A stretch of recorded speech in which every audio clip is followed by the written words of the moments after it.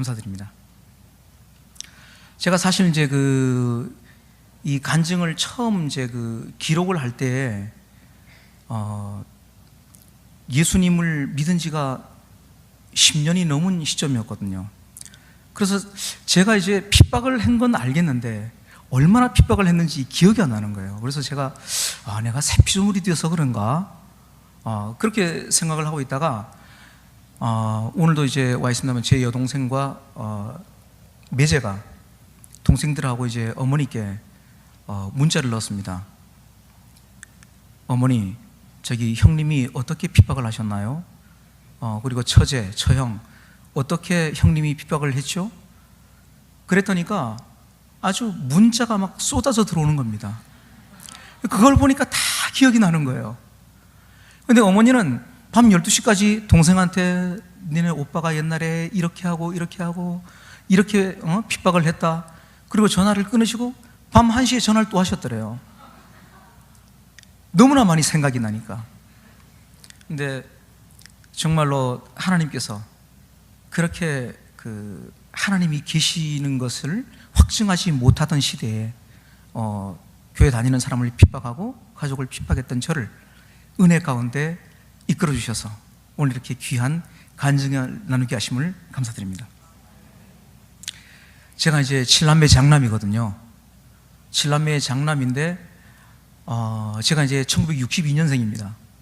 그 당시에는 제가 초등학교 한 3학년 때까지는 저희 동네가 다 초가집이었어요.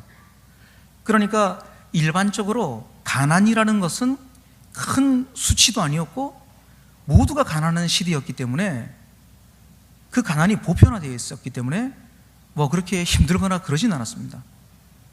진짜 모든 사람들이 가난했거든요. 그런데 그 중에서도 저희 집은 너무너무 가난했어요.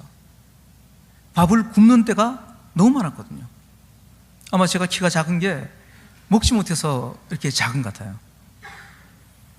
근데 어떤 아이러니가 있는 거니, 저희 집은 가난한데 아버지는 부자인 거예요. 저희 집은 늘 아버지의 폭행이 늘 그것이 두려워서 벌벌 떨었고, 그것 때문에 긴장했고, 그것 때문에 늘 아주 힘든 삶을 살았거든요. 그 이유가 아버지가 외도를 하셨거든요. 지금도 사실 아버지랑 같이 안 삽니다. 그렇지만 소통이 됩니다. 근데 이제 아버지가, 저희들은 굶지만 아버지는 부유하게 사셨어요. 제가 초등학교 때 70년대 초반인데요, 그때 일제 오토바이를 타고 다니셨어요. 강릉에 몇 대 없었거든요. 근데 아버지가 어머니를 폭행하시면은 이건 사람으로서는 감당할 수도 없고 사람으로서는 할 수 없는 정도의 폭행이었어요. 어린 저희들이 할 수 있는 거는 아버지 바지가랑이를 붙들고 울부짖는 것 이외에는 할 수 있는 게 없었습니다. 그때는 아버지의 폭행이 그냥 두렵기만 했어요. 물론 어머니만 맞은 게 아니고 저 같은 경우는 아버지가 집어 던졌습니다. 그래서 던져서 기절하기도 하고 다리 아래 도랑에다가 던져가지고 제가 그 다리 아래서 정말 살아난 것도 너무나 다행이고요, 한 2m 되는 높이에서 던져버렸거든요. 지금도 기억이 생생합니다. 그런데 제가 6학년 때쯤이었어요. 아버지가 집에 오신다는 얘기를 듣고 어머니랑 이제 외가로 이제 피신하려고 가는 도중에 아버지가 이제 오토바이를 타고 쫓아오신 거예요. 다짜고짜 이제 어머니를 이제 폭행을 하시는데, 어머니가 산비탈을 쪽으로 이렇게 몸을 피신하셨는데 그까지 쫓아가서 돌로 짓이기는 거예요. 저희 어머니가 피투성이가 됐습니다. 그래서 그 동네 분이 연락을 하셔가지고 저희 외삼촌이 지게를 지고 오셔가지고 피떡이 된 어머니를 지게에 지고 가셨거든요. 제가 그때 내가 조금만 힘이 더 있었으면 내가 저놈을 죽여버릴 텐데, 그때 제가 다짐을 했습니다. 너는 내가 죽여버릴 거다. 네가 우리 가족들한테 한 것에 100배, 1000배를 내가 갚아주고야 말 거다. 제가 그때 아버지에 대한 두려움이 증오와 적개심으로 바뀌게 됐습니다. 그러다 제가 28살 되는 해에 처음으로 제가 아버지를 폭행을 했습니다. 낮에 일이 있어서 집에 잠깐 들어갔는데 어머니를 그냥 무자비하게 밟고 있는 거예요. 제가 처음으로 힘으로 아버지를 떼어냈거든요. 근데 저희 아버지도 참 대단하신 분이에요. 저보고 남자끼리 한판 붙자 이렇게 말씀하시는 거예요. 그래서 그때 주택을 짓기 위해서 저쪽 이 토지를 이렇게 털을 이렇게 닦아놓은 데가 있었어요. 거기 가서 제가 얼마나 아버지를 팼는지 아버지랑 같이 사는 그 여자분이 똥오줌을 한동안 받아냈을 정도로 그렇게 제가 많이 폈습니다. 그런데 이게 사람이 한 번 망가지면요, 그 다음에는 못할 것이 없더라고요. 이 마음에 스스로 자괴감이 오는 거예요. 그래, 나는 폐륜하다. 내가 애비를 팬 놈이 내가 뭘 못하겠는가? 눈에 보이는 게 없어지더라고요. 그런데 제가 이제 아버지를 그렇게 폭행하기 그 전에 이런 과정들이, 제가 이제 어머니를 보면서 너무 답답한 거예요. 나중에 제가 이제 어머니께 이제 여쭤봤습니다. 왜 도망가지? 아니면은 올해 가끔씩 아버지가 집에 들어오시는데 자고 있을 때 그걸 칼로 찔러 죽여버리지, 그걸 못하냐? 아니면 그 폭행을 피해서라도 우리를 버리고 갔으면 될 거 아닌가? 내 어머니가 그때 너희들이 너무 어렸다. 자식을 두고 갈 수가 없잖아요. 그 당시에 사셨던 분들은 이혼이라는 것이 낙인처럼, 주홍글씨처럼 따라다녔거든요. 지금하고는 너무나 달랐죠. 너무나 어렵고. 근데 또 하나는 어머니가 우리를 떠나지 못하고 그 가정을 지켰던 이유 중에 하나가 어머니의 신앙이었습니다. 다른 분들은 어머니의 신앙이 그것으로 가정이 지켜졌고 그것으로 애들을 버리지 않고 오늘 이렇게 잘 키우는 힘이 됐구나, 이렇게 이제 말씀하시지만 저는 그때는 그거를 이해할 수가 없었습니다. 반항 한번 못 해보고 그 억울하게 일방적인 그런 핍박을 받으면서도 정말 험한 소리 한번 못하고 사는, 그렇게 나약한 사람을 만드는 기독교, 그런 신앙. 왜 눈에는 눈, 이에는 이, 왜 한번 이렇게 못해보고 사는가? 너무 답답했습니다. 그래서 저는 그런 나약한 사람을 만드는 굴종적인 신앙, 그런 굴종적인 종교, 기독교가 너무 싫었습니다. 저는 그렇게 살고 싶지 않았거든요. 저는 반드시 우리 아버지가 우리에게 한 그 일에 대해서 100배, 1000배를 갚아주고 싶었어요.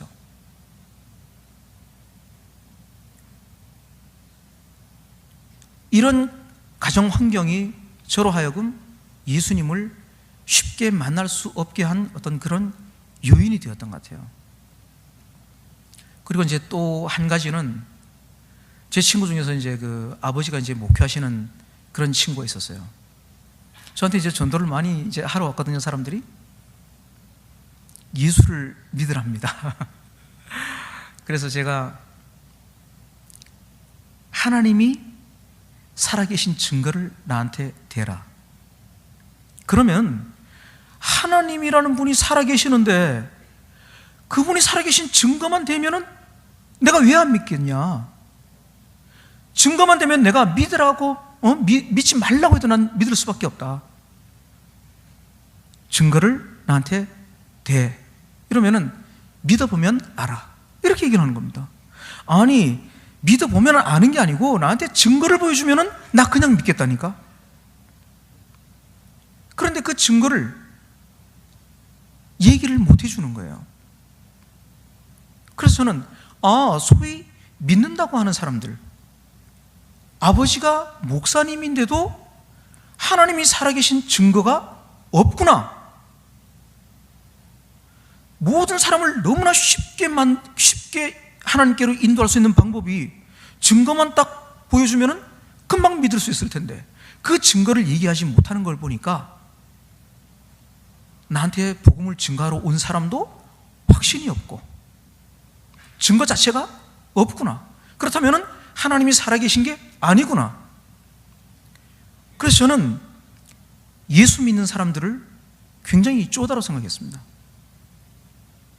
얼마나 의지가 박약하면 있지도 않은 하나님을 그 허구에 그런 인물을 만들어서 믿음의 대상으로 그렇게 사는가. 그러니까 교회 다니는 사람들이 너무나 바보 같은 거예요. 그래서 제가 이제 그 동생들하고 어머니를 핍박하게 된 것은 제 나름대로는 있지도 않은 하나님을 있다고 여기고 믿는 이런 어리석음으로부터 내가 건져내야 되겠다. 저는 제 입장에서는 선도하는 입장이었고 바른 길로 인도하는 입장이라고 생각을 했거든요. 저는 그렇게 핍박을 하면서 단 한 번도 내가 나쁜 사람이라는 생각을 해본 적이 없습니다. 제 여동생이 교회를 갔다가 이렇게 오다가 저한테 걸리면은 저는 성경을 뺏어갖고 그 자리에다 찢어버렸습니다. 제 여동생을 그 자리에 세워놓고 제가 손이 아파서 때리지 못할 정도로 입을 다물어 어금니 꽉 깨물어 그러곤 100대 상상이 안 가시죠. 저희 막내가 그 맞았던 막내가 지금 저 뒤에 와 있습니다. 우리 7남매 막내거든요. 제가 얼마나 악랄하게 못 살게 했는지 몰라요. 왜냐하면 그러면서도 제 안에는 이 죄책감이 하나도 없었어요. 하나님이 계시지 않는 것이 너무나 확실하니까. 그 어떤 누구도 하나님이 계시다는 증거를 저한테 제시하지 못했기 때문이죠. 하루는 우리 여동생이 밤늦게까지 안 들어오더라고요. 제가 독사처럼 고개를 빳빳이 들고 기다렸습니다. 이거 들어오기만 해라. 근데 늦게 들어온 것도 열받아 죽겠는데 왜 늦게 들어왔냐 했더니까 교회에서 왔다는 겁니다. 너무 화가 나더라고요. 그래서 제 마음속에 이게 이렇게 살 바엔 이게 차라리 죽는 게 낫지, 이게 어디 가서 인간질을 하겠는가. 너무 화가 나가지고 제가 머리채를 끌고 나가서 제가 차에 시동을 걸었습니다. 그리고 차 밑에다 놓고 제가 죽이려고 했는데 보시다시피 제가 이게 짧잖아요. 머리채를 잡고 이 밑에 놓고 엑셀레이터를 밟으려고 하면은 이게 들려 올라가고 이걸 집어넣으면 다리가 떨어지고. 제가 예수님 믿은 다음에 참 제가 키가 작은 게 너무나 감사하더라고요. 그때 그게 참 하나님의 은혜였구나. 키 작고 팔 짧고 다리 짧은 게 너무너무 감사하고 그것이 컴플렉스가 아니라 하나님의 은혜라는 것을 제가 알게 됐습니다. 그리고 나서 이제 제가 이렇게 살면서 제가 어떤 마음을 가진 거니, 최소한 아버지같이는 살지 말자. 제가 지금 편의상 아버지라는 표현을 쓰는데요, 저는 아버지라는 표현을 쓴 적이 없습니다. 제가 오늘 솔직하게 표현하겠습니다. 그놈처럼 살지 말자. 최소한 그놈만큼은 되지 말자. 그런데 제가 지금 돌이켜 봤더니까 어느새 그렇게 닮지 말자고 다짐을 했던 제가 아버지보다 더한 집안의 폭군이 되어 있더라고요. 저는 자라면서 분노를 어떻게 해결해야 하는지 그 방법을 배우지 못했어요. 그것을 아버지로부터 배웠는데 단 한 가지 방법이었어요. 화가 치밀면 때리고 부수고 깨는 것. 제가 자라온 환경이 분노를 해결하는 방법을 그 세 가지로만 딱 배웠거든요. 그러니까 제가 어느새 아버지하고 똑같이, 아니면 아버지보다 더 악한 자로 제가 우리 집안에서 그렇게 군림하고 있더라고요. 그러니까 어머니가 얼마나 마음이 아프셨겠어요. 집에는 자식들이 많죠. 집안의 공기가 늘 음울해요. 깊은 게 없어요. 집안에 들어가고 싶은 마음이 없는 거예요. 그러다가 참 아이러니하게도 제가 친구의 권유에 따라서 교회를 잠시 나가게 됐습니다. 근데 교회를 나가게 됐는데 저는 교회 문화에 대해서는 전혀 모릅니다. 근데 거기 갔더니까 소위 복음성가라고 하는 걸, 기타 치면서 노래를 부르는데 일종의 유흥으로 생각이 되는 거예요. 아, 여기 노래도 부르고 참 괜찮네. 그리고 갔더니까 뭐 여학생도 있어요. 그것도 참 괜찮네. 근데 저는 저희 어머니 주변에 이렇게 또 이렇게 교회 다니는 사람들이 있잖아요. 또 제 주위에 교회 다니는 친구들이 있어요. 근데 걔들을 볼 때마다 어떤 마음을, 모든 사람은 아니었지만 소위 교회를 다닌다고 하는 사람들끼리 딱 모여 있을 때는 간이라도 빼줄 것처럼 그렇게 이야기를 하더라고요. 근데 딱 돌아서면 안 믿는 사람보다 더 훨씬 못한, 그걸 보면서 야, 맞아, 하나님이 없으니까 저짓거리를 하지. 너무나 당연한 귀결이다. 하나님이 있다면 저렇게 하겠는가? 하나님이 살아계시지 않는다는 이 확신은 점점 커지는 거죠. 그러다가 이제 교회를 다니게 됐는데 저는 주기도문도 몰랐어요. 근데 어느 날 갑자기 저한테 기도를 하라고 하는 겁니다. 너무 황당했어요. 기도를 해본 적도 없고요.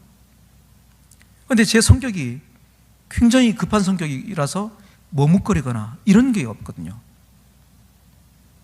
그래서 제가 기도를 하라 그래서 딱 일어섰는데 제가 평소 기독교인들에 대한 그 마음, 그리고 이 기독교에 대한 이 반감이 그냥 저도 모르게 그냥 기도로 나오는 거예요.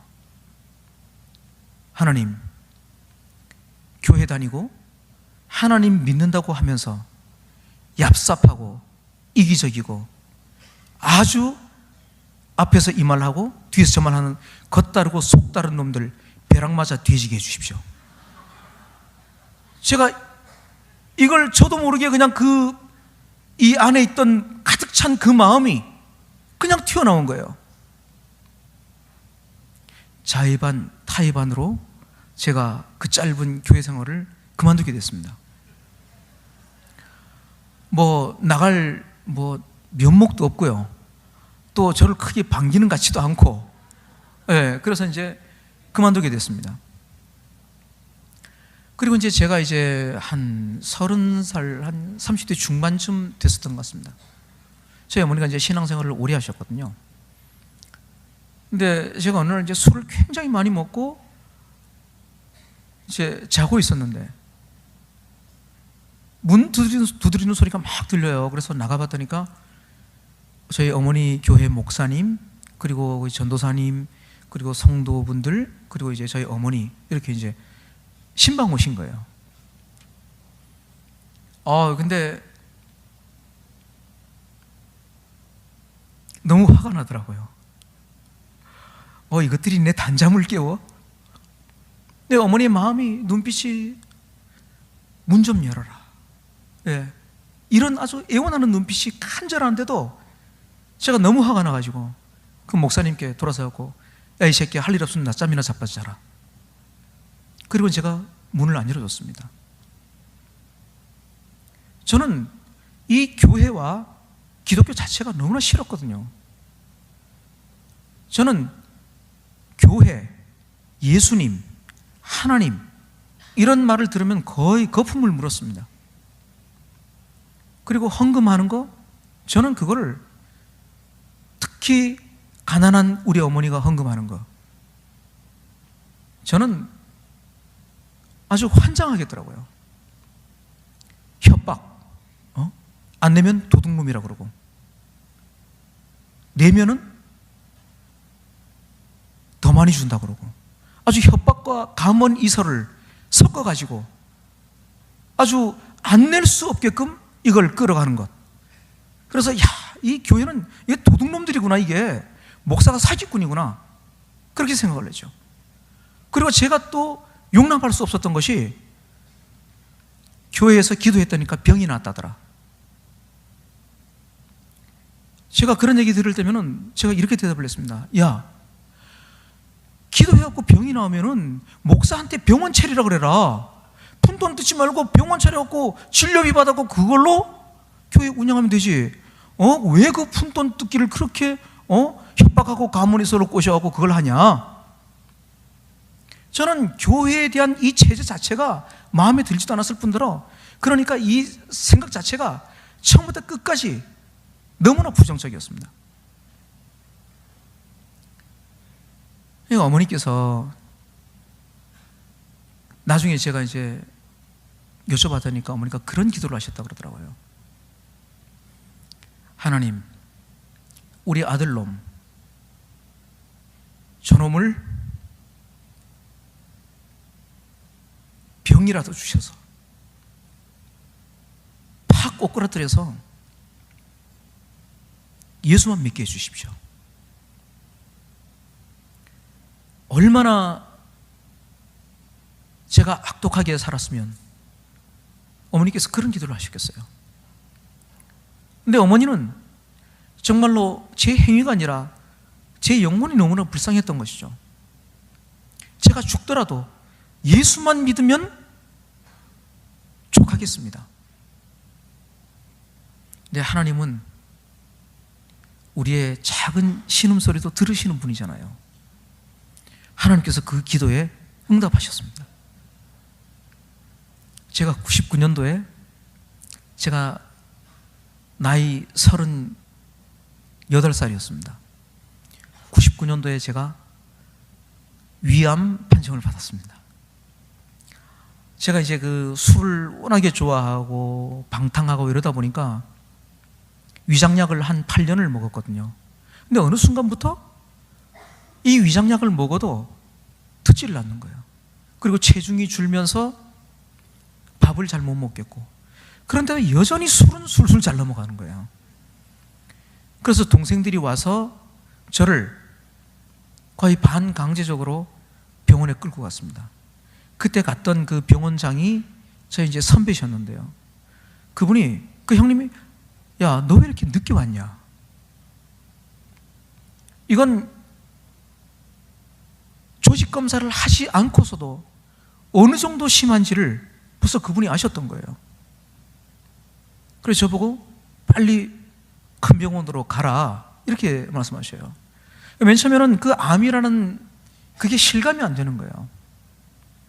제가 이제 그 내시경 검사를 하면서 그 암으로 추측되는 그런 부위들을 여러 컷을 사진으로 찍어가지고 금방 인화해 왔더라고요. 그 선배가 거기다가 크랩이라고 적었더라고요. 암이라고. 그래서 제가 그걸 딱 보고 있다가 한참을 지났는데 이제 감이 오는 거예요. 아, 이제 끝이구나. 그래서 제가 이제 화장실 가고 이제 아주 짧고 굵게 이제 울었습니다. 울고 나오니까 이제 마음이 후련한 거예요. 후련하고, 제가 이제 이 결과를 이제 가족들한테 알려야 되는데, 저는 이 결과를 가족들한테 알리면 가족들에게 이게 복음이 될 줄 알았습니다. 야, 이제 그 인간 이제 가는구나. 그렇게 핍박하고 그렇게 막 살고 그렇게 험하게 살더니 이제 죽는구나. 그 인간 죽으면 너무나 시원하겠다. 전 이런 반응이 올 줄 알았습니다. 근데 너무나 아파하는 거예요. 저는 우리 가족들이라도 저는 사랑해 본 적이 없어요. 사랑하는 것을 보지 못했기 때문에 제가 처음으로 가족 간의 사랑이 어떤 것인지, 용납하는 것이 어떤 것인지를 제가 그때 처음으로 제가 경험을 했습니다. 그래서 이제 서울에 이제 그 당시는 이제 중앙병원이었죠. 아산병원. 거기 와서 이제 내과병동에서 수술을 받을 수 있는 상태인지 아니면 수술도 못 받는 건지 이제 검사 결과를 기다리고 있었습니다. 근데 그 내과병동에서 제주도에서 오신 교감 선생님이었어요. 그때 의사 선생님이 오셔가지고 환자께서는 병이 너무 진행이 돼서 수술이 무의미합니다. 고향으로 가십시오. 이 얘기를 듣고요, 그냥 무너지는 거예요. 넘어지고 쓰러지고 이게 아니고요, 사람이 무너지는 거예요. 그 죽음이 눈앞에 현실로 딱 도래했다는 것이, 이것이 현실이 될 때에 죽음이 그 사람을 그렇게 절망으로 몰아넣더라고요. 그런 반면에 어떤 분은 통일한 그런 통고를 받고 의사 선생님한테 이 돌팔이 같은 놈아 이러면서 막 그 죽음을 부인하고 싶은 거예요. 그 현실을 인정하고 싶지 않은 거예요. 제가 그때 죽음이 이렇게 두려운 거구나. 얼마나 죽음이 두려우면 저렇게 허물어지고 저렇게 그것을 부인하려고 목숨을 걸고 저렇게 악다구니를 쓸까. 너무나 감사하게도 하나님께서는 수술을 할 수 있다는 그런 통보를 받게 해주셨습니다. 그리고 이제 수술 날짜를 잡고 의과 병동으로 갔는데, 그때 오셨던 저희 집도의께서 오셔서 제 차트를 보고 나이가 38이면 너무 젊은데, 하루가 새로운데, 그러면서 그 스텝한테 얘기를 해가지고 연세 많으신 분하고 저하고 수술 스케줄을 바꿔주셨어요. 그래서 제가 수술을 예전보다 더 빨리 받을 수 있게 됐거든요. 저는 그때는 이런 것들이 하나님께서 제게 주신 은혜라는 것을 생각을 해본 적이 없습니다. 그때도 수술 받기 전에 제가 노트 한 권 사오라고 그래갖고 노트에다가, 제가 장손이니까요, 저희 고조부부터 그 기일을 쫙 적어가지고 저희 어머니한테, 엄마 교회를 다녀도 좋으니까 제삿날만큼은 잊지 말고 꼭 제사를 지내시라. 제가 이제 유언처럼 이제 그런 얘기를 했습니다. 그리고 이제 제가 병실에 있는데 아버지한테서 이제 연락이 왔다 그래요. 아들이 죽을 병에 걸렸다고 하니까 한번 내가 가보면 안 되겠냐. 그래서 제가 어머니한테, 그 인간이 내 눈앞에 딱 보이는 순간에 내가 9층에서 깎으로 떨어지겠다. 왜? 어머니가 절대로 오면 안 된다고. 그래서 아버지가 못 오셨죠. 그리고 이제 수술을 받고 이제 누워 있는데 아주 너무 오랜만에 저희 고등학교 동창이 이제 찾아왔어요. 그 동창은 우리나라에서 세 손가락 안에 드는 대기업의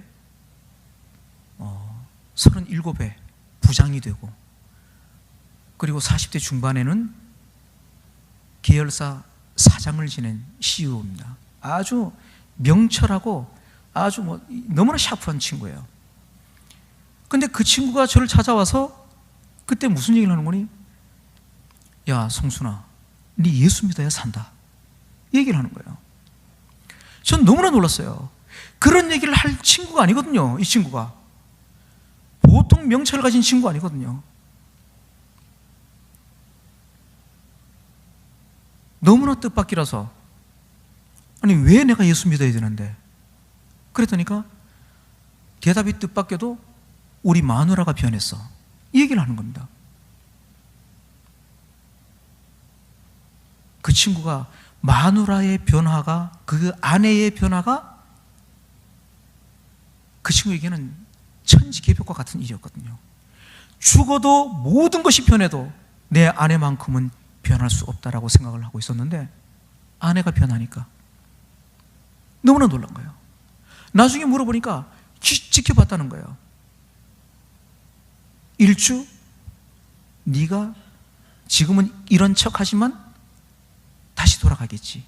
2주, 3주, 4주, 한 달, 2달, 6개월, 1년, 그 놀라운 변화가 그대로 지속되는 걸 보면서 이 친구가 너무나 놀란 거예요. 그분도, 그 자매도 열심히 신앙생활을 하던 자매였거든요. 그러면서 그 친구가 저한테, 야, 춘천 한마음교회라고 있는데 거기는 분명히 뭔가 있어, 이렇게 얘기를 하는 거예요. 그래서 제가 이제 그 친구한테 물었습니다. 그럼 너는 믿나? 그랬더니까 그 친구가 아주 짧은 대답을 했어요. 아니,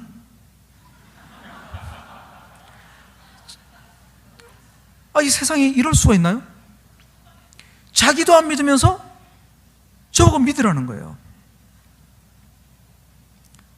그래서 저도 하여간 이 친구가 큰 충격을 받은 모양이다.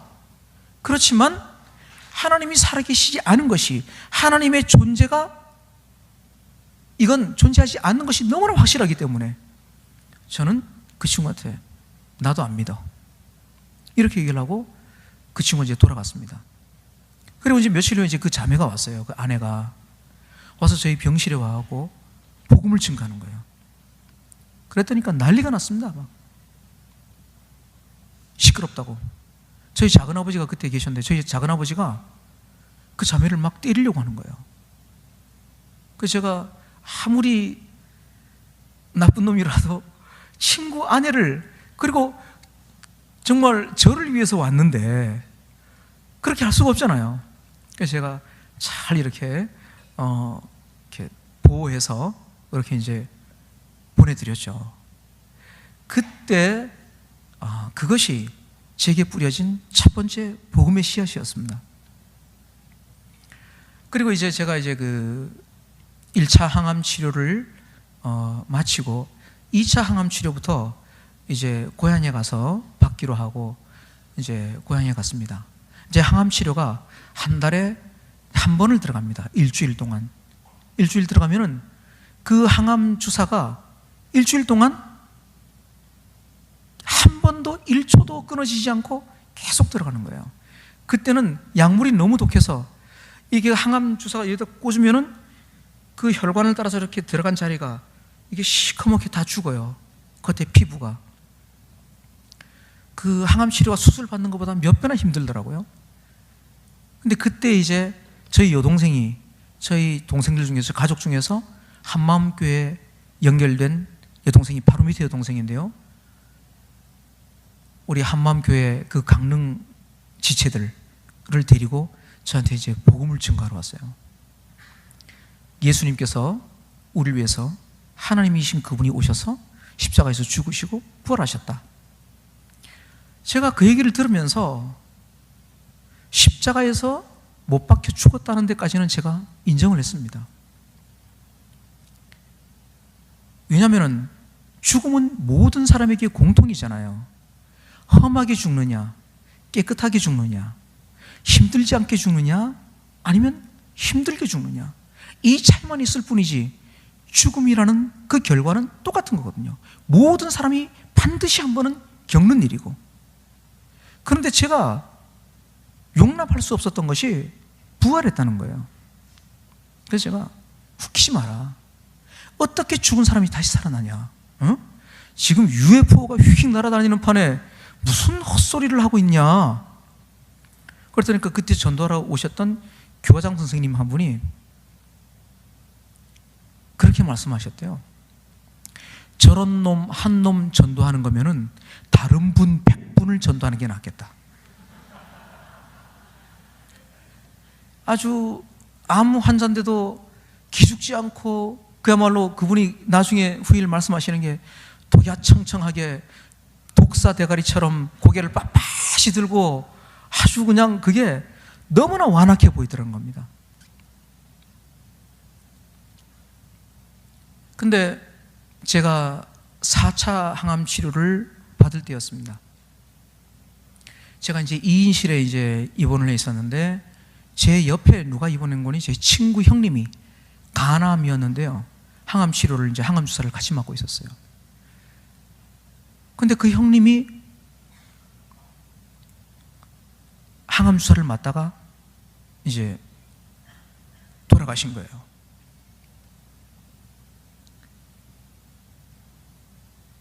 근데 숨이 끊어지고 제가 그걸 딱 보면서 무슨 생각을 했는 거니? 그래, 인생 한 번 가는 거 아니야? 어차피 가는 거면 뭘 그렇게 두렵게 그렇게 가냐? 제 생각을 해봤습니다. 내가 뭐 남들만큼 술을 못 마셔봤냐? 아니면 정말 죄송합니다, 지랄을 못 해봤냐? 나 아쉬울 게 없다. 너무나 위안이 되는 거는 내가 결혼을 안 했으니까, 책임질 게 없으니까 얼마나 감사한가, 그런 생각도 들더라고요. 근데 그 친구 형님이 딱 운명을 했는데, 제 친구 아버지가 그 아들의 머리에 손을 얹고 떠나가지 못하시는 거예요. 눈을 탁 감고 죽은 아들의 머리에 손을 탁 얹고는 미동도 안 하시더라고요. 처음에는 마음이 아프겠지, 안타깝겠지, 이렇게 생각을 했는데, 제가 그 순간에 그 아버지의 마음이 생각이 되는 거예요. 자기의 목숨을 버려서라도 아들을 살리고 싶은 그 마음, 그 마음이 보이는 거예요. 저는 그때까지 어떤 마음으로 세상을 살아온 거니? 어떠한 어려움이 오더라도 의지만 빼앗기지 않으면 이 세상을 살 수 있지 않겠는가? 호랑이에게 물려가도 정신만 차리면 산다는 이 말씀이 있는 것, 그런 말이 있는 것처럼 의지만 빼앗기지 않으면 이 세상을 그런 대로 살아가지 않겠는가? 그런 생각을 하면서 살아왔거든요. 38년을 그 당시에. 그런데 그 아버지의 마음이, 그분의 의지가 아무리 내 목숨을 주고 아들을 살리고 싶어도, 아무리 간절해도, 아무리 의지가 강해도 안 되는 걸 제가 거기서 보게 됐어요. 그 순간에 제가 내가 인생을 헛살았구나, 내가 인생을 참 헛살았구나, 제가 살아왔던 저의 이 중심을 받쳐주던 그 기둥이, 그게 무너진 거예요. 이제 내가 무엇을 붙들고 살아야 하지? 내가 무엇을 의지하고 살아야 하지? 내가 붙들어야 할 기둥이 무엇이? 혼돈이 되더라고요. 패닉이 됐습니다. 그때 생각났던 것이, 저에게 복음을 증거하러 왔던 친구, 그 아내, 그리고 강릉의 한마음교회 사람들이 생각이 나는 거예요. 전 너무나, 지금 생각하면 너무나 감사합니다. 만약에 그때 목탁 들고 누가 왔었다면 처음에 아마 그쪽에 갔을 거예요. 아마 제가. 하나님께서 너무나 잘해 주셨죠. 그래서 제가 여동생한테, 내가 니네 강릉 모임에 내가 나가서 좀 한번 들어보면 어떻겠냐 그랬더니까, 여동생이 그 모임에 가서 그런 얘기를 했다고 그러더라고요. 우리 오빠가 한번 와보겠다는데 그 인간이 여기 와서 다 때려 부수려고 그러는지, 아니면 진짜 마음이 낮아져서 오는 건지. 근데 그래도 가보겠다고 하니까 오라 그래서 제가 갔습니다. 제가 머리가 그렇게 썩 나쁜 사람은 아니거든요. 근데 거기서 가서 이제 처음에 말씀을 들었는데 거기 있던 사람들 말로는 제가 말씀을 듣고 반응을 하고 이렇게 했다는 거예요. 근데 돌아서면 내가 거기서 무엇을 들었지? 내가 거기서 무슨 말을 했지? 전혀 기억이 안 나는 거예요. 이게 계속 반복이 돼요. 그러니까 제 마음이 너무나 답답한 거예요. 그래서 제가 거기에도 답이 없구나. 내가 이제 오늘 마지막이라고 생각하고 내가 나가봐야 되겠다. 근데 그날에 처음으로 말씀이 제 마음을 탁 흔드는 거예요. 말씀이 들리는 겁니다. 수고하고 무거운 짐진 자들아 다 내게로 오라. 내가 너희를 쉬게 하리라. 제가 인생을 살아가는 그 가장 중요한 그 부분을, 그것이 완전히 허구라는 것, 완전히 허상을 붙들고 제가 살았다는 것을, 이걸 안 순간부터 저는 마음이 너무나 갈급했거든요. 그런데 그 말씀이 딱 들리는 순간에 예수님이 진짜 이런 분인가? 예수님이 진짜 수고하고 무거운 인생의 짐을 이분이 대신 져주실 분인가? 예수님이란 분이 진짜 이런 분이라면 제가 여기다 인생을 걸겠습니다. 그때부터 말씀이 들리는 거예요. 그 예배가 끝나고 가서 무슨 말씀을 들었는지, 제가 무엇을 나누었는지 다 생생하게 이제 기억이 되는 겁니다. 그때 저를 양육한 일꾼이 그런 얘기를 하더라고요. 요한복음을 백독하십시오. 요한복음은 예수님에 대해서 너무나 섬세하게 기록된 복음서입니다. 요한복음을 백독하면 예수님이 걸어 나옵니다. 이런 얘기를 하는 거예요. 그래서 예수님이 걸어 나온다 하시길래 제가 한번 만나봐야 되겠다. 그때부터 이제 요한복음을 읽기 시작했는데 단숨에 읽어나갔어요.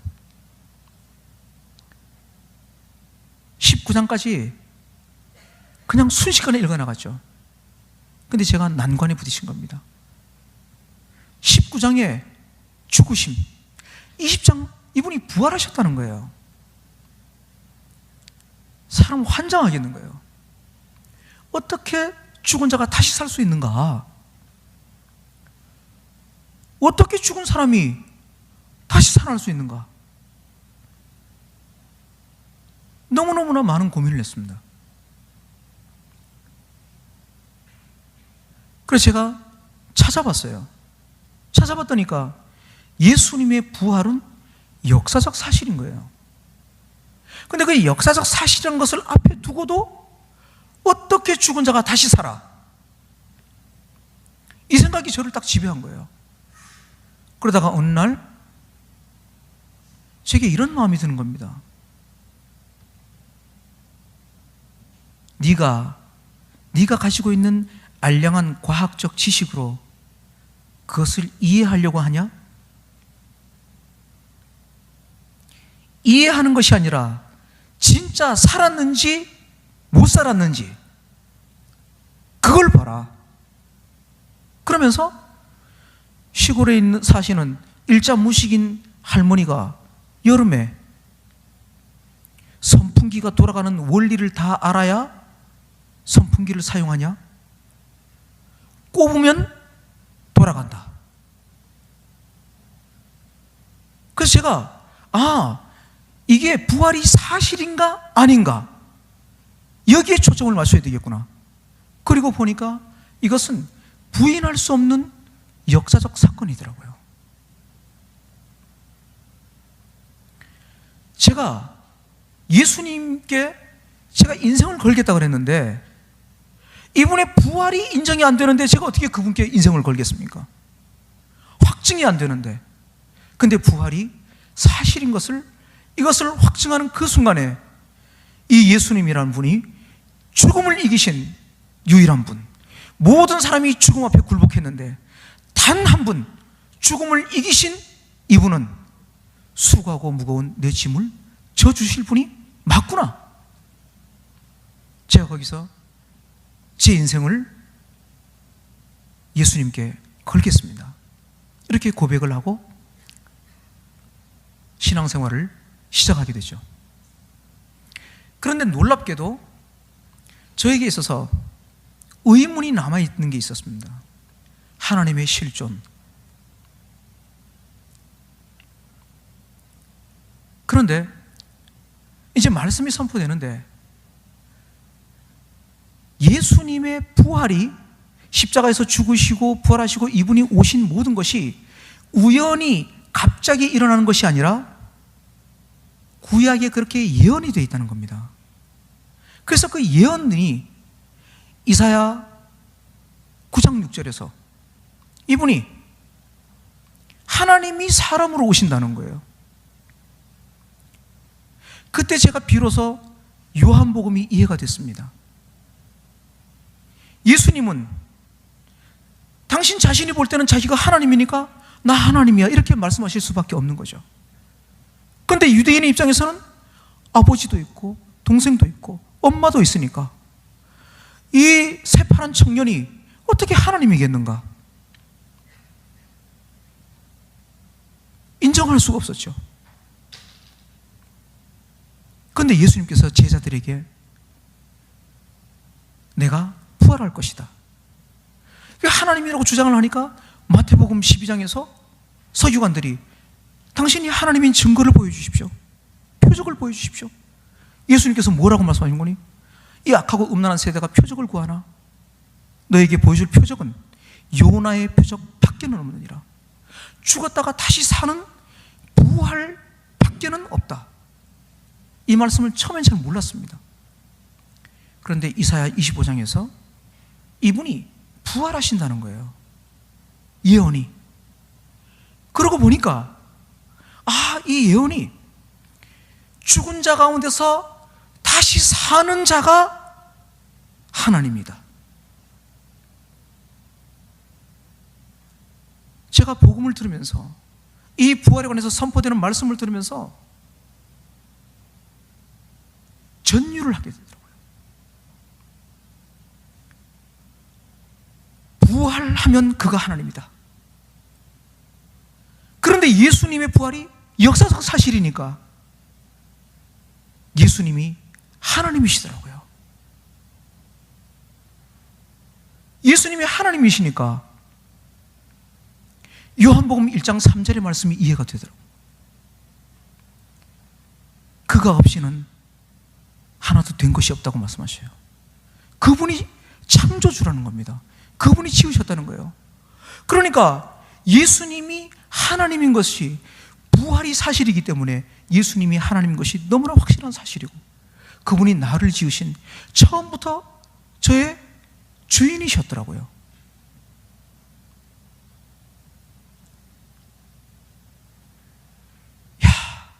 이건 내가 하나님이 살아계시고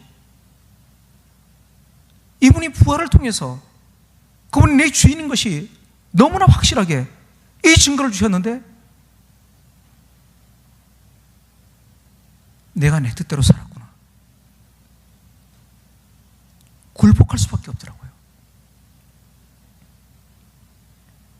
사도행전 2장, 3장, 4장에서 보지 못했던 것들이 보이기 시작하는 거예요. 너희가 죽인 이 예수를 하나님이 살리신지라.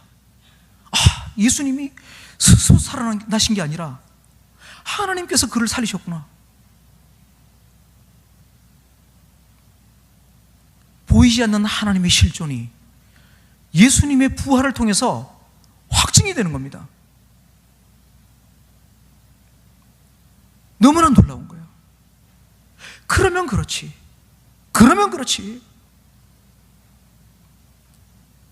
믿음이라는 것이 내가 뼈 빠지게 노력을 해서 머리털 다 빠지게 노력을 해서 믿음을 얻는 것이라면 그것이 과연 누구의 의가 되겠는가?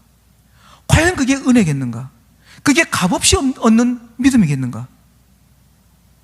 믿음은 믿음의 대상이 보여준 증거를 통해서 값없이 얻는 거구나. 하나님이 너무나 인격적이라는 그 생각을 듣고 딱 들면서 하나님이 얼마나 인격적이며 얼마나 사랑이 넘치는 분인가를 제가 그걸 알게 됐습니다. 하나님께서 사도행전 17장에서 또 그런 말씀을 하시더라고요.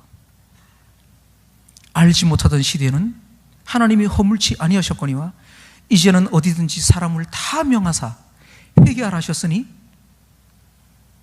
하나님께서 이제는 정하신 자로 하여금 공의로 심판할 날을 작정하시고 이에 저를 죽은 자 가운데서 다시 살리신 것으로 모든 사람에게 믿을 만한 증거를 주셨다.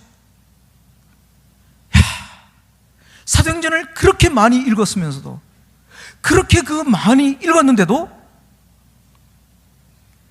하나님께서 모든 사람에게 예수님의 부활을 통해서 예수가 하나님이신 것과 그 예수님이 처음부터 우리를 지으신 모든 사람의 주인으로 믿을 수 있는 증거를 주셨다고 하는데도 그 말씀이 안 보였던 거예요. 야, 하나님의 방법은 너무나 간단하구나. 증거를 딱 주니까, 이분이 증거를 주시니까 예수님이 하나님인 증거, 역사적인 부활을 통해서 예수님이 하나님이구나. 그럼 그분이 하나님인 것이 사실로 인정할 수밖에 없으니까 그분은 처음부터 나를 지으신 나의 주인이었던 거예요. 지금 여태까지 나의 주인이 누구였지? 굴복할 수밖에 없더라고요. 이분이 나의 주인이시구나.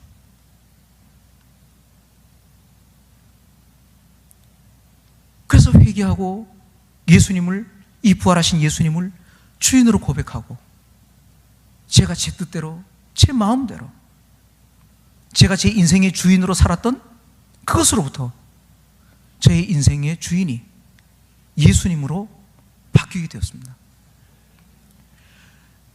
이것이 예수님으로 주인이 딱 바뀌고 나니까요, 진리를 알지니 진리가 너희를 자유케 하리라. 이 말씀의 진정한 의미를 체험하는 삶이 시작되더라고요. 내 인생, 내 생명, 내 아내, 내 물질, 내 시간, 내 재능, 이것이 처음부터 제 것이 아니었어요. 다 그분의 것이더라고요. 그러니까 물질이 없어 염려할 이유가 없는 거더라고요. 왜냐? 물질이 없어서도 제 것이 아니니까. 모든 것이 그분의 것이니까. 그 이전에는 제가 헌금을 해도 제 돈을 드린다고 생각을 했어요. 제가 교회를 위해서 시간을 드리면 제 시간을 쓴다고 생각을 했거든요. 주인이 바뀌니까, 내 주인이 누군지가 확실해지니까, 부활을 통해서 그분의 것이, 그분에게로 돌아가는 것이 너무나 당연해진 삶이 시작된 겁니다. 그분의 시간이었고, 그분이 주신 생명이었고, 그분이 주신 재능이었고, 그분이 주신 은사였더라고요.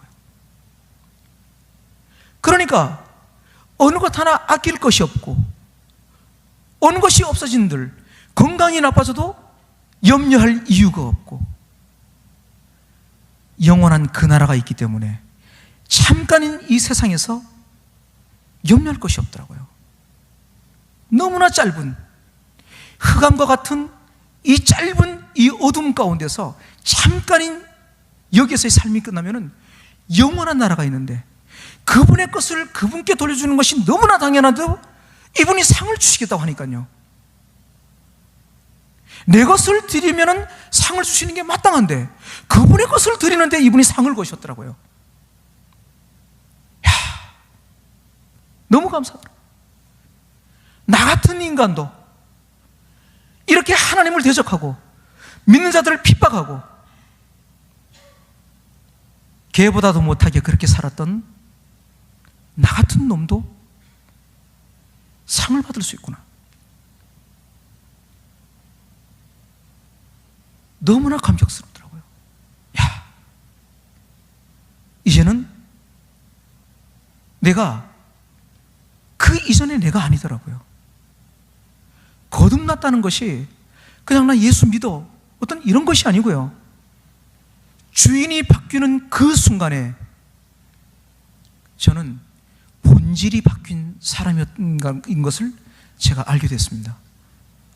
이 땅에 속한 자가 아니라 하늘에 속한 자가 된 것을 제가 그걸 알게 됐습니다.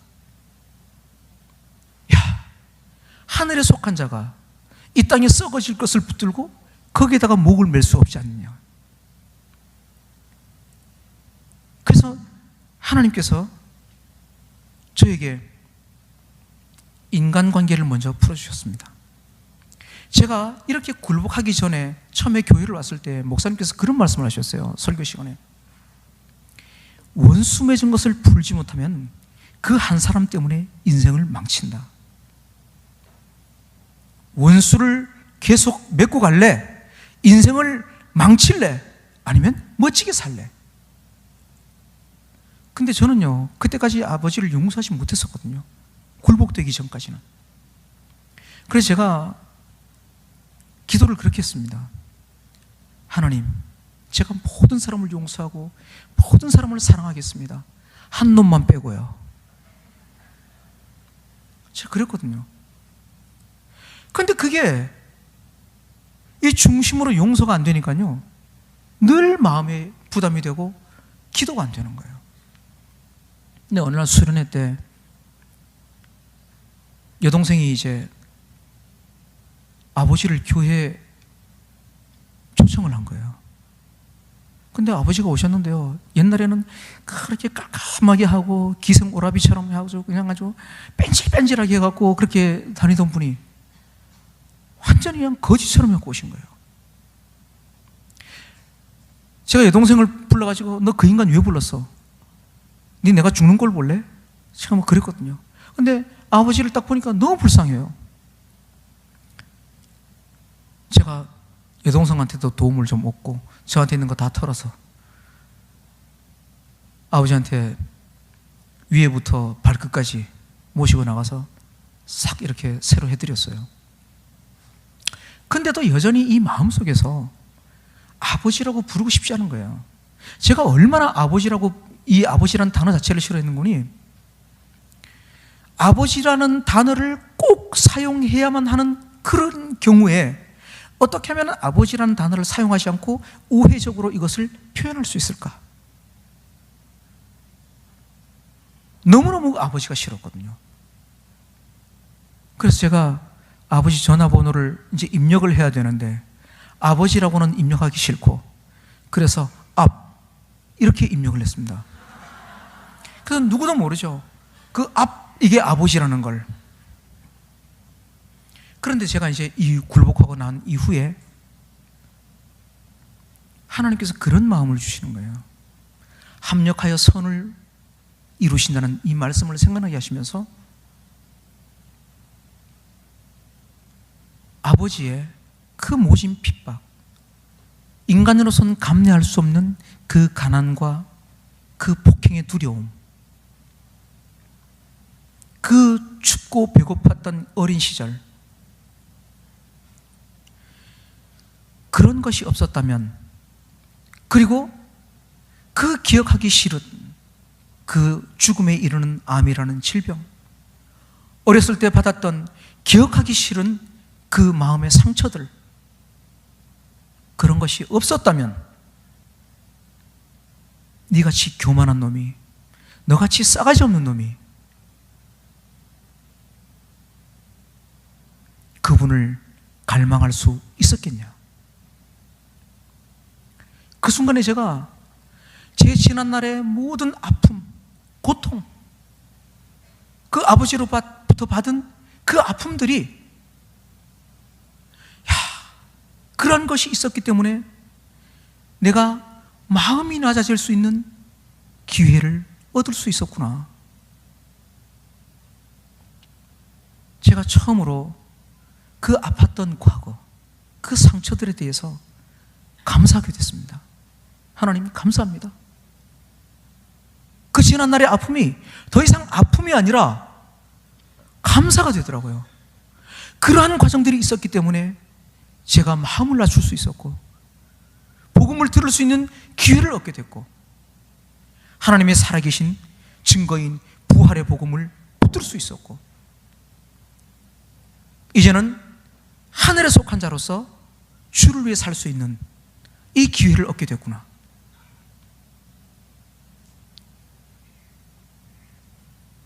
하나님께서 합력하여 선을 이루신다는 그 말씀이 너무나 정확했습니다. 여러분들도 아멘이십니까? 하나님의 인도하심은 지난날의 아픔이 아니고 그것이 주인이 바뀌면 다 감사가 되게끔 그렇게 하시더라고요. 그래서 제가 이제 아버지하고 친정으로 이제 아버지를 용서하게 됐고요. 그리고 얼마 전에 이제 아버지도 위를 이렇게 자르는 수술을 하셨어요. 제가 이제 아버지 병원 계시는 동안에 제가 이제 간호를 했고요. 참 해결될 수 없는 인간관계를 하나님께서 주인을 바꿔주심으로 말미암아 제가 이런 인간관계가 해결이 됐어요. 근데 이제 무엇보다도 제게 있어서 가장 큰 변화는 다른 것이 아니라 예수님께서 제자들에게 아버지께서 나를 보내심 같이 나도 너희를 보내노라. 이 세상에서 가장 하나님께서 원하시는 일이 무엇일까? 예수께서 하셨던 일이잖아요. 그런데 예수께서 내가 이 땅에 영혼을 구원하러 온 것처럼 그것을 위해서 아버지께서 나를 보내신 것처럼 내가 살았던 그 인생의 목적과 동일하게 내가 너를 이 땅에 보냈다. 제가 주인이 바뀌면서 이 말씀을 붙들면서 제 인생의 목적이 선명해졌습니다. 돈을 벌어도 주를 위해 벌고 복음을 증거해도 주를 위해 증거하고 잠을 자도 주를 위해 자고 물을 마셔도 주를 위해 마시고 모든 것이 주를 위해서 하게 되는 이 마음을 놓치지 않으려고 그걸 붙들고 살게 되더라고요. 그러면서 제가 처음에 안병동에 이제 들어갔습니다. 전도지를 뽑아가지고 가방을 들고 안병동에 탁 들어갑니다. 그러면 이제 옛날에 그 고구마 전도왕 아시나요? 그분이 표현하기를 썩은 고구마라고 하시잖아요. 그분들이 탁 누워 계셔요. 그러면 제가 탁 들어가서 배를 쫙 걷습니다. 그러면 명치 끝에서부터 이 배꼽 이렇게까지 이렇게 쭉 찢은 자국이 있어요. 제가 탁 들고 여러분 저도 위를 전절제한 암 환자입니다. 여러분께 살 수 있는 길을 제가 말씀드리고 왔습니다. 탁 이러면요 맨 처음에는 배를 탁 걷을 때 무슨 미친놈이 왔나?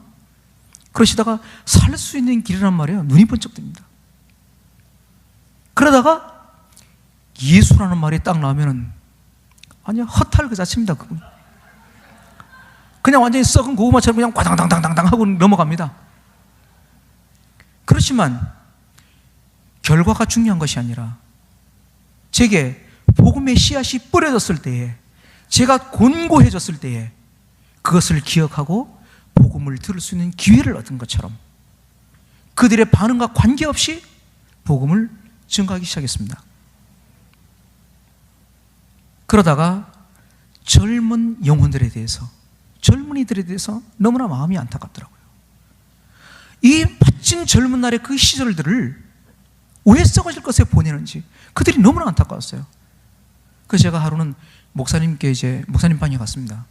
목사님, 제가 캠퍼스에 들어가도 되겠습니까? 그랬더니 목사님께서 딱 한마디 하셨어요.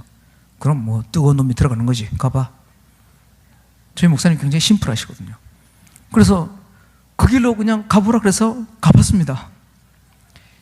그때 캠퍼스에 나갈 때 저는 이런 신학적인 소위 말하는 말씀도 없었고요, 별로 많이 있지 않았고, 제가 알고 있는 것은 복음밖에 없었습니다.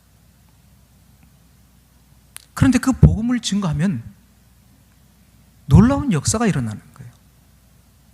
제가 학생 둘을 데리고 얘들이 어떻게 하면 꼼짝없이 복음을 들을 수 있는 시간을 가지게 될까? 제가 태백산에 그 두 학생들을 꼬셔가지고 맛있는 거 사주고 데려갔습니다. 태백산을 오르면서 제가 복음을 증거했습니다. 그때 영호라는 학생이 중간에 등산하다가 중간에서 부활의 복음을 듣고 그 자리에서 무릎을 꿇었습니다. 그 자리에서 회개하게 됐습니다. 신앙생활을 오래 한 친구거든요.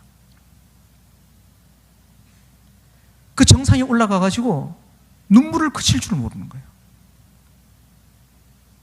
전능자가 살아계신 것이 너무나 확실한데 내가 이분을 버리고 교회는 다녔는데 내가 주인으로 살았구나. 제가 그때 이 복음의 능력이 얼마나 대단한 것인지, 하나님께서 주신 이 믿음의 증거를 딱 붙들 때에 사람이 어떻게 변하는지, 저를 굴복시킨 성령께서 동일한 복음으로 그들을 굴복시키는 것을 처음으로 경험하게 됐습니다.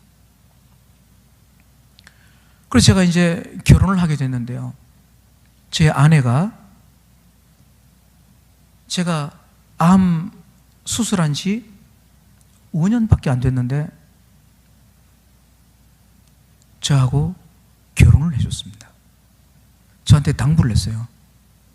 우리 집에는 얘기하지 말라. 절대로 얘기하면 안 된다. 그럼 당신 나하고 결혼 못한다.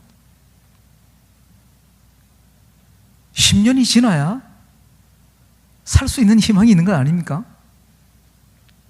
제가 위를 다 잘라내고 항암 치료를 6개월을 받고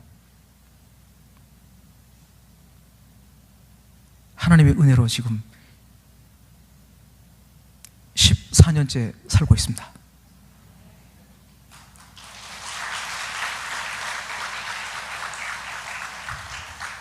그래서 저희 아내가 가장 두려워하는 것이 제가 예수님의 주되심을 놓치고 제 본연의 일, 하나님께서 주신 인생의 목적, 예수를 믿는다는 것은 예수를 믿는 모든 사람의 인생의 목적이 동일해지는 거거든요.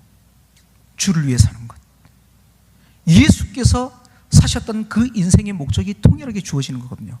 우리 집사람은 지금도 그것을 놓치는 것을 가장 두려워합니다.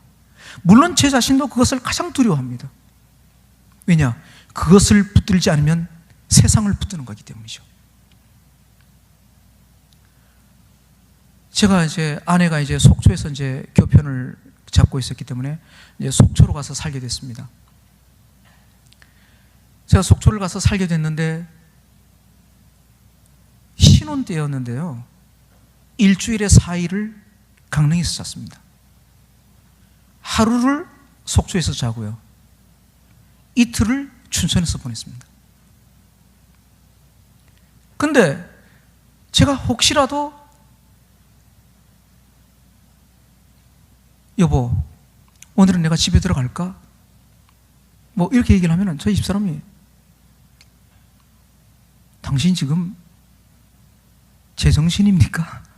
이런 이야기를 합니다. 아내가 늘 제 곁에서 저를 또한 깨워줬습니다. 동력자로서. 그래서 제가 이제 속초에 살다가 강릉으로 오게 됐는데요, 다시 이제 캠퍼스 일을 이제 하게 되면서 새롭게, 하나님, 제가 캠퍼스의 일을 새롭게 하기 위해서 하나님, 제가 기도합니다. 가진 돈도 없습니다. 하나님, 캠퍼스에 제가 살 집을 마련해 주십시오. 저희가 속초에 들어갈 때 전세로 들어갔는데요, 그때 그 집이 빚이 있었습니다. 그래서 전세가 안 나간대요. 집사람이 그 집을 얻으러 갔다가 그 아주머니가 속초의 모 교회에 신실한 집사님이란 얘기를 듣고 저한테 전화를 했어요. 그래서 저는 교회를 다니고 집사님이면은 다 동일한 신앙을 가지고 있는 줄 알았어요. 그래서 제가 아내한테 믿는 사람을 믿어줘야지 누가 믿어주겠나. 돈 지불하고 그 집으로 들어가는 걸로 해. 근데 나중에 나올 때 그분이 다른 재산을 다 옮겨놓고 그 집이 경매에 넘어가겠습니다. 제가 돈을 받으러 갔더니 욕을 막 하더라고요. 그래서 제가 무지하게 고민을 했습니다. 하나님 이거 어떻게 할까요? 받아야 되겠습니까? 말아야 되겠습니까? 그러다가 내가 돈을 받으려고 하다가 내가 큰일 나겠구나. 내가 마음이 강팍해져서 이분의 일을 더 이상 감당할 수 없는 사람이 되겠구나. 그래서 제가 그 받을 수 없는 돈을 2천만 원이 넘는 돈을 딱 제가 끊었습니다. 끊고 집에 와서 집사람에게 여보, 이건 하나님께서 쓰신 것이다. 그분의 것이다. 그 이후로 저희 집사람이 굉장히 검소한 사람인데 저한테 단 한 번도 그때 받지 못했던 돈에 대해서 지금까지 얘기한 적이 없습니다. 그러니까 돈이 없잖아요. 그래서 강릉에 오면서 기도를 했습니다. 근데 집이 너무나 비싼 거예요. 전세가. 그런데 어느 날 강릉대학교 후문 쪽에 50평짜리 집이 난 거예요. 헐값이에요. 그래서 제가 한편으로는 이게 하나님이 예비하신 건가? 아니면 이게 무슨 집에 하자가 있는 건가? 갔습니다. 갔더니까 집이 너무 좋아요. 근데 그분이 제 얼굴을 딱 보시고 무슨 말씀을 하시는 거니? 집 얻으러 오는 사람들을 얼굴을 봤는데 인상이 마음에 안 들어서 제때까지 집을 안 줬다는 겁니다. 저는 옛날에 인상이 굉장히 표독스러웠거든요. 하나님께서 제가 예수를 믿고 인상이 바뀌니까 그분께서 저에게 집을 그렇게 헐값에 주신 거예요. 그래서 거기서 캠퍼스 사역을 하고 학생들하고 예배를 드리고 떡을 떼고 교제를 하고 이렇게 되었죠. 제가 신한 13년 동안 제가 결혼하고 나서도 저희 아내랑 얘랑 어디 놀러 가본 적이 없습니다. 저희 딸은 놀이공원이 어떤 곳인지 모릅니다. 가고 싶고 너무나 가고 싶은데 그것을 절제하는가?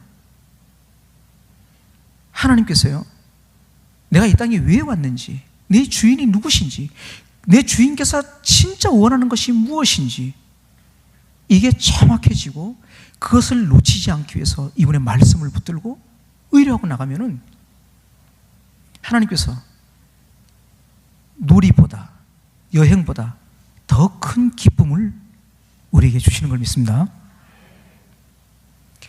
그분이 주시는 더 큰 기쁨이 없으면 이 일을 감당할 수가 없고 지속할 수가 없죠. 저는 원래 끈기가 없는 사람이었거든요. 제가 뭘 하든 3년 이상을 해본 적이 없습니다. 제가 노트를 이제 새 학년이 되면 사잖아요. 그럼 노트 한 권에 전 과목을 다 씁니다. 노트 한 권에 전 과목을 다 쓰는데도 노트 반 권을 못 넘깁니다. 한 일주일은 필기를 칼같이 해요. 근데 그다음부터 나 그게 하는 게 없어요. 제가 그 정도로 끈기도 없고 제대로 할 줄 아는 게 없었어요. 근데 하나님께서 이 세상에 가장 강한 중독, 증거가 너무나 확실하니까 예수 중독을 저에게 부어주신 것을 믿습니다.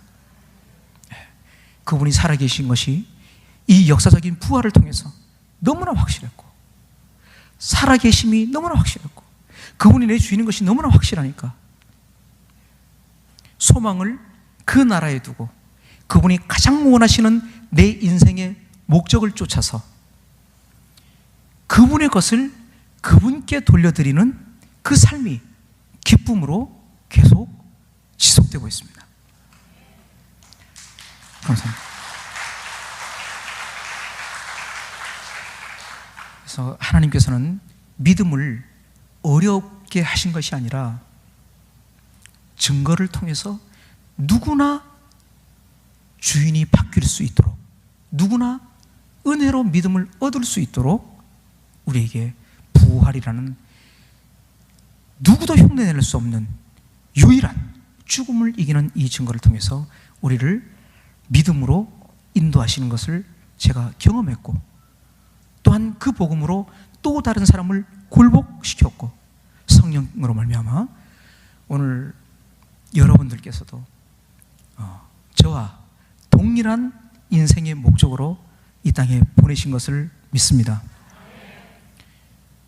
복음 전도와 주를 위해 사는 것이 의무가 아니라 저희에게는, 믿는 모든 자들에게는 누리는 특권이 된 것을 믿습니다. 지금까지 들어주셔서 감사합니다.